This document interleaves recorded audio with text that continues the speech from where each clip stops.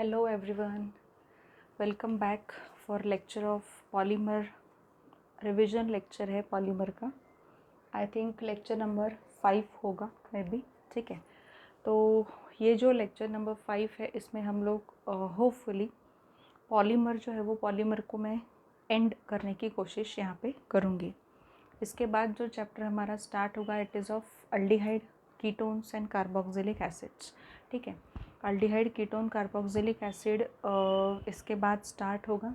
Polymer आज ख़त्म करने की कोशिश हम करेंगे। कहाँ तक आए थे वो थोड़ा सा रिवाइज़ कर देती हूँ आप लोगों के लिए। हम लोगों ने देखा था नेचुरल रबर जो होता है उसके बारे में। नेचुरल रबर आपको कहाँ से मिलता है? रबर ट्री जो होता है वहाँ से आपको नेचुरल रबर मिलता है।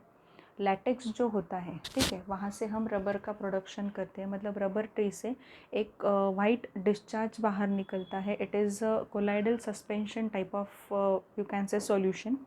तो वो जो है वहाँ से हम रबर वहाँ पे प्रिपेयर करते हैं। 1,3 ब्यूटाडाइन जो है जैसे आइसोप्रीन जो हम बोल सकते हैं, वो एक तरीके का वहाँ पे क्या है, हमारा नेचुरल रबर है। उसके बाद गट्टा पर्चा जो होता है उसके बारे में भी हमने देखा है। उसके बाद हमने देखा था वल्कनाइजेशन प्रोसेस के बारे में। जो नेचुरल रबर हमें मिलता है it is very soft, sticky and non elastic. ठीक है, तो अगर इस तरीके से वो होगा तो किसी भी काम का नहीं है। सबसे पहले तो वो स्टिकी नेचर दिखा रहा है, वहाँ पे बहुत ही स्टिकी है, तो उसको थोड़ा सा अल्टर करना होगा, उसकी प्रॉपर्टीज़ को थोड़ा सा चेंज करना होगा। So to change the properties of natural rubber vulcanization process is there. And vulcanization process जो है वो किसने डिस्कवर की है? चार्ल्स गुडईयर जो है उन्होंने वल्कनाइजेशन प्रोसेस की डिस्कवरी वहाँ पे की है। ये हमने देखा था। वल्कनाइजेशन में हम एग्जैक्टली क्या करते हैं कि नेचुरल रबर जो हमारा है वो नेचुरल रबर में हम सल्फ़र की एडिशन करते हैं। ठीक है, सल्फ़र की एडिशन वहाँ पे होगी। ऑब्वियसली परसेंटेज सल्फ़र का जैसे ही चेंज होता जाएगा वैसे रबर का हार्डनेस जो होता है वो फ्लक्चुएट होता है। ठीक है, वो आप टेक्स्ट बुक से पढ़ लेना। 1 to 3% होगा तब क्या है, 3 to 5% सल्फ़र होगा तब क्या है, या 20 to 30% सल्फ़र अगर यूज़ किया तो किस तरीके से होता है। ठीक है, सो ये इम्पॉर्टेंट पॉइंट्स हमने डिस्कस किए थे। और वल्कनाइजेशन ऑफ रबर में मैंने आपको ये भी चीज़ बताई थी कि वल्कनाइजेशन ऑफ रबर से मतलब वल्कनाइजेशन ऑफ रबर होने के बाद जो आपका नेचुरल रबर है वो यूज़ में आता है। ठीक है, मतलब उसका स्टिकी नेचर चेंज हो जाता है, वो इलास्टिसिटी भी वहाँ पे दिखाता है, थोड़ा सा टफ भी हो जाता है। ये सारे इंपॉर्टेंट प्रॉपर्टीज़ वहाँ पे मिल जाते हैं आपको after the process of vulcanization.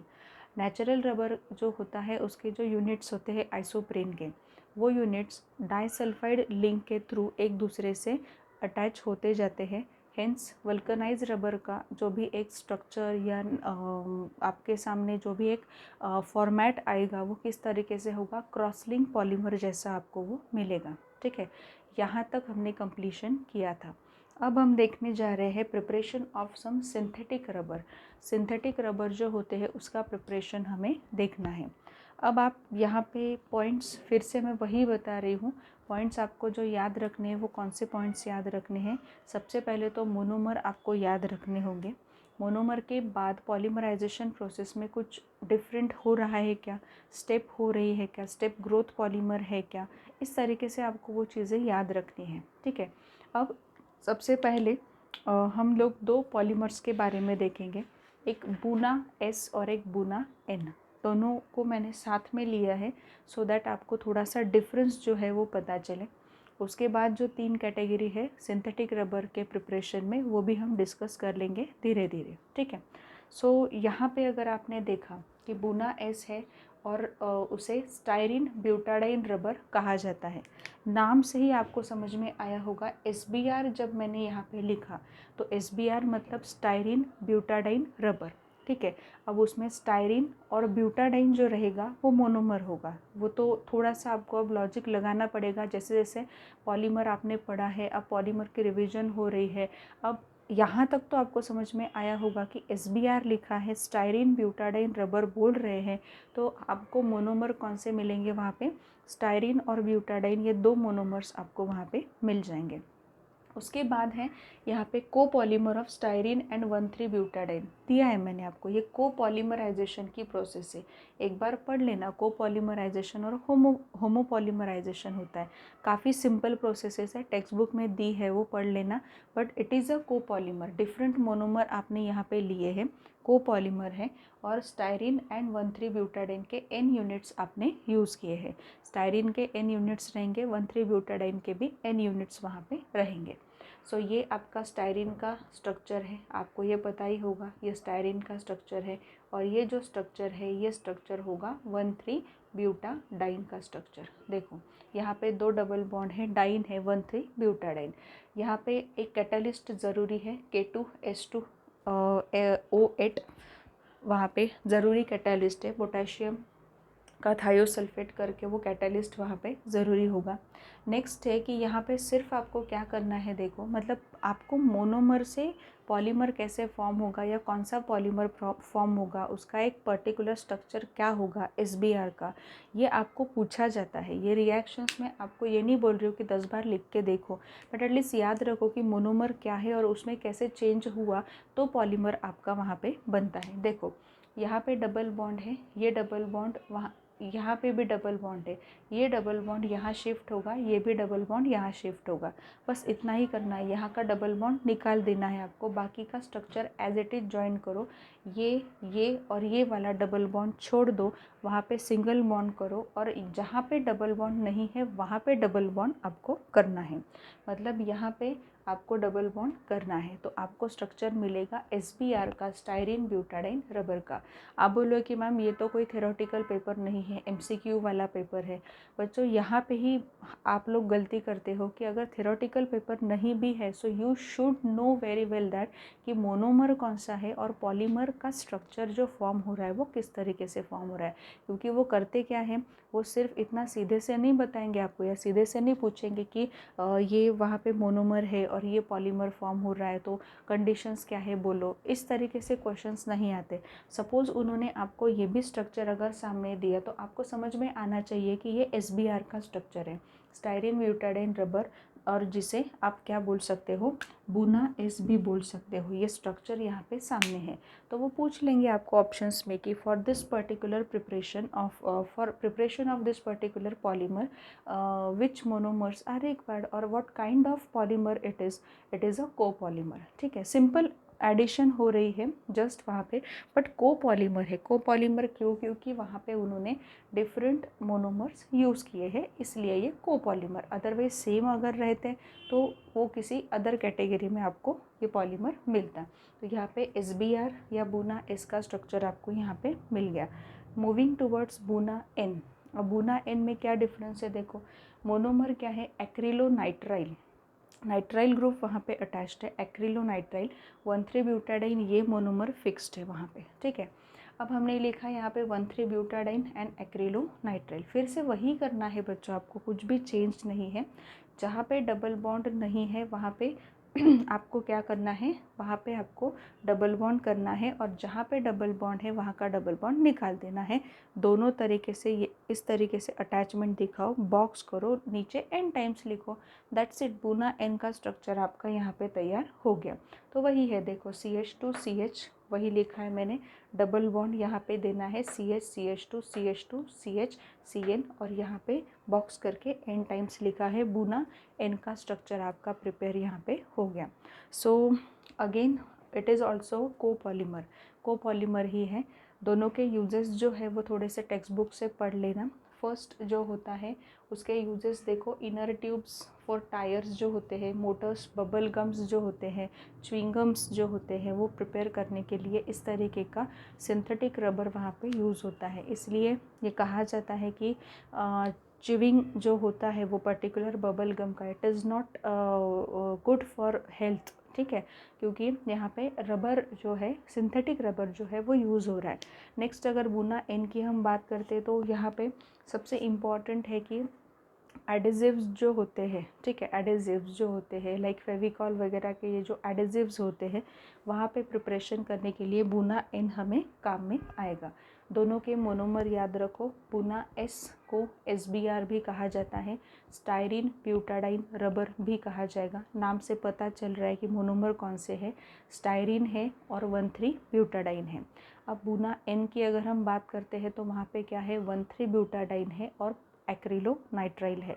दोनों के n नंबर ऑफ यूनिट्स आपको यूज़ करने हैं and then you will get your buna N as a copolymer, isn't it. So ये 2 पॉलीमर्स जो है वो हमने कंप्लीट किए सिंथेटिक रबर के प्रिपरेशन की कैटेगरी में। Moving towards 3 some more preparation of synthetic rubber, 3 और बाकी है वो हम पढ़ लेंगे। Again we have 2 more synthetic rubbers, actually 2 तो नहीं है, 2 से ज़्यादा है, ठीक है। सिंथेटिक रबर पे क्वेश्चंस आते हैं। जो एक्सरसाइज मैंने आपको दिया था पॉलीमर के बारे में, कुछ बच्चों का ये बोलना था कि मैम उस एक्सरसाइज में से कुछ क्वेश्चंस ऐसे हैं कि जो हमें नहीं आ रहे, ठीक है। वो क्वेश्चंस आपने बाहर से डाले हैं, बिल्कुल भी नहीं। वहाँ पे ग्लिप्टल पॉलीमर का जो क्वेश्चन था वो क्वेश्चन यही से मैंने डाला है। ग्लिप्टल पॉलीमर जो है उसके बारे में यहीं पे आपको 544 पेज पे एक टेबल मिलेगा।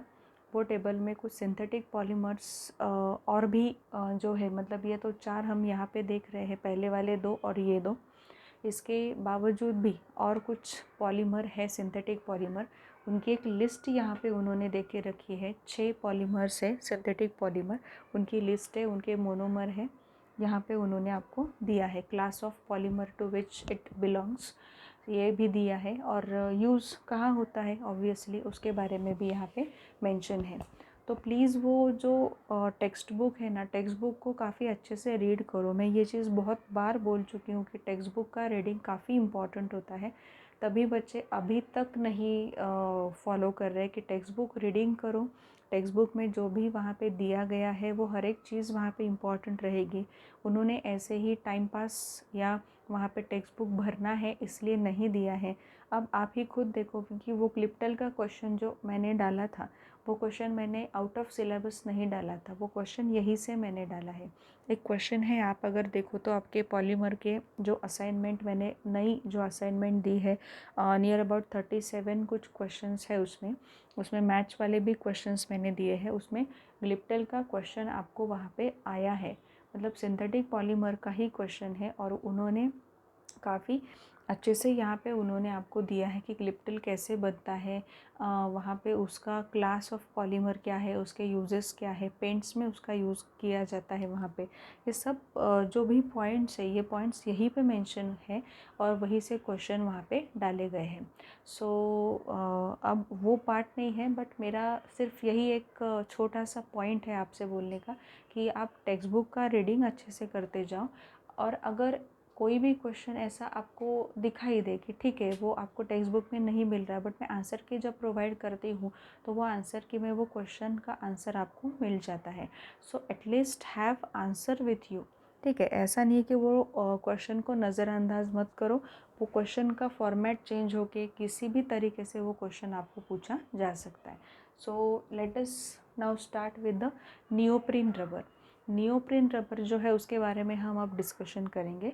अब काफ़ी इम्पॉर्टेंट है ये नियोप्रीन रबर जो होता है, एक्चुअल में नेचुरल रबर का एक काफ़ी अच्छा खासा ऑप्शन वहाँ पे हो सकता है कि नेचुरल रबर जो है हमारा आइसोप्रीन, ठीक है, उसमें वल्कनाइजेशन करने के बाद हम वो यूज़ करते हैं, बट क्यों ना हम वहाँ पे नियोप्रीन का ही यूज़ करें, ठीक है। नियोप्रीन एग्जैक्टली क्या है, देखो नियोप्रीन रबर जो होता है उसके मोनोमर्स क्या है, क्लोरोप्रीन। सिर्फ हम उसमें क्या यूज़ करते हैं, क्लोरोप्रीन यूज़ करते हैं ना। आइसोप्रीन और क्लोरोप्रीन जो आपका नेचुरल वाला रबर था, ठीक है, वो आइसोप्रीन के यूनिट्स वहाँ पे रहते थे। अब ये जो सिंथेटिक वाला रबर है आपका नियोप्रीन, उसमें क्लोरोप्रीन के यूनिट्स है। अब क्लोरोप्रीन क्या है एग्जैक्टली, 2 क्लोरोब्यूटा 1,3 डाइन। 2 क्लोरो मतलब 1,3 ब्यूटाडाइन ही है, बट सेकेंड पोजीशन का जो कार्बन है उसमें से हाइड्रोजन हटा दिया और वहाँ पे क्लोरीन लगा दिया। So 2 chloro buta 1,3 diene. Whereas isoprene क्या है, वह आपका आइसोप्रीन क्या है वहाँ पे 2 मिथाइल 2 मिथाइल वहाँ पे ब्यूटा 1,3 डाइन। ठीक है, आप स्ट्रक्चर देख सकते हो, आपको अगर वहाँ पे देखना है तो स्ट्रक्चर भी आप देख सकते हो। आइसोप्रीन और क्लोरोप्रीन का स्ट्रक्चर अलग है। आइसोप्रीन से जो पॉली आइसोप्रीन बनता है वो नेचुरल रबर का पार्ट मतलब वो नेचुरल रबर होता है, और अगर क्लोरोप्रीन से पॉली क्लोरोप्रीन जो बन रहा है उसे नियोप्रीन कहा जाता है, वो सिंथेटिक रबर का पार्ट है। ठीक है, याद रखो। यहाँ पे देखो क्लोरोप्रीन मतलब क्या है, 2 क्लोरोब्यूटा 1,3 डाइन। अब सुपीरियर टू नेचुरल रबर से काफ़ी ज़्यादा प्रॉपर्टीज़ में वो सुपीरियर है। यहाँ पे सबसे इम्पॉर्टेंट प्रॉपर्टी जो देखी गई है तो वो है resistant towards chemical action. Chemical action जो होती है वो इस रबर पे आपको नहीं दिखाई देती। काफ़ी देर तक ये पर्टिकुलर रबर के जो कंटेनर्स होते हैं वो केमिकल एक्शन को विथस्टैंड कर सकते हैं। तुरंत केमिकल एक्शन उस पर्टिकुलर कंटेनर पे या उस पर्टिकुलर ऑब्जेक्ट पे नहीं होती कि जो ऑब्जेक्ट नियोप्रीन से यहाँ पे बना है। तो देखो अब यहाँ पे यूजेस क्या है, केमिकल कंटेनर्स जो होते हैं कि जहाँ पे केमिकल हम स्टोर करके रखते हैं, या ट्रांसपोर्टेशन में जो कंटेनर्स यूज़ होते हैं वहाँ पे। ठीक है, केमिकल का जो ट्रांसपोर्ट होता है एक जगह से दूसरी जगह पे, वहाँ पे कंटेनर्स में वो केमिकल्स वहाँ पे ट्रांसपोर्ट होते हैं। तो वो जो कंटेनर्स वहाँ पे बने हुए रहते हैं वो इस पर्टिकुलर रबर के हैं, नियोप्रीन रबर के, which is a kind of synthetic polymer, synthetic rubber है वो। ठीक है, सो आगे देखो कैसे फॉर्म होगा, कहाँ कहाँ यूज़ होता है। कन्वेयर बेल्ट्स का मतलब क्या है, मेटलर्जी में थोड़ा सा पढ़ा होगा आपने कन्वेयर बेल्ट के बारे में। कन्वेयर बेल्ट में उसका यूज़ होता है, और जो गास्केट्स होते हैं गास्केट्स में भी वहाँ पे यूज़ होता है। सो अब आगे देखो, ये है 2 क्लोरो ब्यूटा 1,3 डाइन। मोनोमर एक ही है यहाँ पे, मोनोमर याद रखने का आपको टेंशन बिल्कुल नहीं है, बिकॉज एक ही मोनोमर यहाँ पे हमने यूज़ किया है, उसके ही n नंबर ऑफ़ यूनिट्स हमने यूज़ किए हैं। मतलब याद रखने के लिए 2 अलग अलग मोनोमर और उसके n नंबर ऑफ़ यूनिट्स ऐसा प्रॉब्लम नहीं है। याद रखने के लिए सिर्फ आपको मोनोमर एक ही याद रखना होगा, और उसी मोनोमर के n नंबर ऑफ़ यूनिट्स आप यूज़ कर रहे हो। इन प्रेजेंस ऑफ ऑक्सीजन और बेंजोइल पेरोक्साइड, ये यहाँ पे जो बेंजोइल पेरोक्साइड ये ऑक्सीजन दिया है, it suggest that the initiation of this particular reaction, free radical वहाँ पे पहले जनरेट होगा, and then free radical generation के बाद ही ये पॉलीमराइजेशन प्रोसेस आगे बढ़ेगी। बेंजोइल पेरोक्साइड उसी के लिए वहाँ पे होता है, एक्टिवेट करने के लिए। हमने देखा है, देखो इनिशिएशन वहाँ पे, प्रोपोगेशन है वहाँ पे, चेन टर्मिनेशन है। ठीक है, सो ये काफ़ी सारे पॉइंट्स यहाँ पे इम्पॉर्टेंट है। You can say it as a catalyst है, इनिशिएटर करके वो यहाँ पे यूज़ हो रहा है। नियोप्रीन, अब नियोप्रीन कैसे फॉर्म हुआ है, वही है डबल बॉन्ड, जहाँ पे वहाँ पे सिंगल करो, जहाँ पे सिंगल है वहाँ पे डबल करो, दोनों साइड्स लगा दो, बॉक्स करो और n टाइम्स। देखो neoprene CH2CCl double bond CH single bond CH2 n times. तो ये नियोप्रीन यहाँ पे आपका फॉर्म हुआ। इम्पॉर्टेंट बहुत है, यहाँ पे ये क्वेश्चंस काफ़ी सारे पूछे जाते हैं, और इसको आइसोप्रीन मतलब आइसोप्रीन या पॉली आइसोप्रीन के साथ हमेशा कंपेयर किया जाता है, नेचुरल रबर का मोनोमेरिक यूनिट। ठीक है, नेचुरल रबर के साथ हमेशा कंपेयर किया जाएगा, बिकॉज ऑल एस्पेक्ट्स अगर आप देखो नियोप्रीन रबर के, तो ये पूरे एस्पेक्ट्स में नेचुरल रबर से कई गुना बेहतर है। ठीक है, सिंथेटिक रबर, सो सिंथेटिक रबर का जो प्रिपरेशन यहाँ पे हुआ है, ये नियोप्रीन सबसे अच्छा खासा रबर यहाँ पे है। जो आप खुद सोचो कि केमिकल कंटेनर्स में यूज़ हो रहा है, केमिकल कंटेनर्स मतलब आप समझ रहे हो कि वहाँ पे केमिकल स्टोर हो रहे हैं, वहाँ पे कुछ दिनों तक केमिकल वहाँ पे हम स्टोर करके रखते हैं, तो भी उस पर्टिकुलर रबर के टाइप पे या पर्टिकुलर उस मटेरियल पे कुछ भी एक्शन आपको दिखाई नहीं देती। सो आप खुद देख सकते हो कि कितना रेजिस्टेंट होगा वो टुवर्ड्स केमिकल एक्शन। ठीक है, सो ये इम्पॉर्टेंट पॉइंट यहाँ पे है। इसके ही पॉइंट से क्वेश्चन आता है कि केमिकल कंटेनर्स जो होते हैं वो किस पर्टिकुलर पॉलीमर के बने हुए रहते हैं, वो नियोप्रीन रबर के बने हुए रहते हैं। और नियोप्रीन रबर जो है वो प्रिपेयर करने के लिए कौन सा मोनोमर चाहिए, कौन सा मोनोमर चाहिए आपको नियोप्रीन के लिए, आपको चाहिए क्लोरोप्रीन। क्लोरोप्रीन का मतलब क्या है, वहाँ पे 2 chloro buta 1,3 diene, 2 chloro buta 1,3 diene. अब moving towards last explanatory, butyl rubber जो है वो भी एक इम्पॉर्टेंट वहाँ पे सिंथेटिक रबर में से एक है। ब्यूटाइल रबर में क्या क्या यूज़ करते हैं हम मोनोमर, देखो आइसोब्यूटाइलिन यहाँ पे यूज़ होगा और isoprene. We know that isoprene is what, isoprene is 2-मिथाइल ब्यूटा 1,3 डाइन, तो यहाँ पे आइसोप्रीन है। It is a copolymer. Butyl rubber क्या है, कोपॉलीमर है। किसका कोपॉलीमर है, ब्यूटाइलिन एंड आइसोप्रीन का कोपॉलीमर है। हीट देनी होगी 100 डिग्री सेल्सियस हीट देनी है। और यहाँ पे ये जो कैटलिस्ट यूज़ हो रहा है, it plays a very important role in the polymerization process. Anhydrous AlCl3, anhydrous aluminium chloride आप यहाँ पे यूज़ कर रहे हो, और इस रिएक्शन का सॉल्वेंट जो है वो मिथाइल क्लोराइड है। इस रिएक्शन का जो सॉल्वेंट है वो मिथाइल क्लोराइड है। ये भी आपको याद रखने हैं पॉइंट्स। आइसोब्यूटाइलिन है यहाँ पे, ठीक है, आइसोब्यूटाइलिन। आइसोप्रीन हमने यहाँ पे यूज़ किया, नाम लिखा नहीं है बट याद रखो कि ये क्या है, आइसोप्रीन है। In presence of AlCl3 as a catalyst heat देनी है 100 डिग्री सेल्सियस, और वही करना है फिर से कि डबल बॉन्ड है तो वहाँ पे सिंगल करो और इन दोनों को अटैच कर दो। जहाँ पे सिंगल दिखाई दे रहा है वहाँ पे डबल करो, वही हुआ है। और यहाँ पे n टाइम्स लिखा है और ये आपका प्रिपेयर हुआ ब्यूटाइल रबर। अब ये जो ब्यूटाइल रबर है एक्चुअल में ये inner tubes of tyres and Motors जो है उसमें यूज़ होता है, ठीक है। यहाँ तक मैंने सिंथेटिक पॉलीमर्स जो थे एक्सप्लेनेटरी वाले वो मैंने आपको बता दिए। But now try to understand कि 544 पेज पे ये एक आपको चार्ट उन्होंने दिया है कि examples of some other polymers as well. So बाकी के भी पॉलीमर्स ये जो 6 दिए हैं ना यहाँ पे, इसका आप रिएक्शन मत देखो, ठीक है, रिएक्शन मत लिख के देखो, मुझे वो प्रॉब्लम नहीं है, लेकिन at least try to understand these columns, ठीक है। इसमें नेम ऑफ पॉलीमर है, क्लास ऑफ पॉलीमर मतलब कंडेंसेशन है, एडिशन है, को पॉलीमर है, क्या है एग्जैक्टली वो पॉलीमर किस कैटेगरी से बिलोंग करता है। We have studied about classification of polymer so far, ठीक है।